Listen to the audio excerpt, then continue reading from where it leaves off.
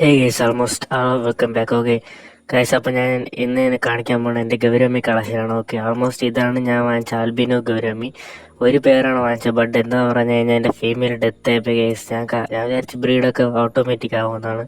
എന്നാൽ ബ്രീഡിങ്ങിൻ്റെ പാർട്ടായിട്ട് അത് അടിച്ചടിച്ച് മറ്റേ ഫീമെയിൽ ചത്തു ഗൈസ്. ഓക്കെ, അത് കഴിഞ്ഞ് ഞാൻ വാങ്ങിച്ചാണ് എൻ്റെ ഹണി ഗൗരമ്മി. ഓക്കെ ഗൈസ്, ഇതിലുള്ളതാണ് ഹണി ഗൗരമ്മി. ഓക്കെ, ഇതിനു വേണ്ടി ഇത് മെയിലുകൊണ്ട് തന്നെ ഇത് ഹണി ഫീമെയിലാണ് വാങ്ങാൻ പോയത്. ഓക്കെ, ആൾമോസ്റ്റ് ഫീമെയിൽ എന്നാണ് കടക്കാരൻ പറഞ്ഞത്, ബട്ട് എനിക്ക് നല്ല ഡൗട്ടുണ്ട് കേസ്. മെയിൽ പോലെയൊക്കെയാണ് ഇരിക്കുന്നത്. വയറൊന്നും എന്താ പറയുക, നല്ല സ്ലിം ബോഡി ആൻഡ് നീണ്ട വയറാണ് കേസ്. ഓക്കെ, നല്ല ഉണ്ട വയറാവണില്ല.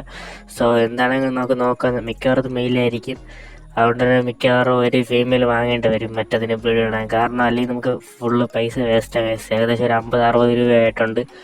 ഓക്കെ, ഇത്രയും പൈസ നല്ല വേസ്റ്റ് ആവും.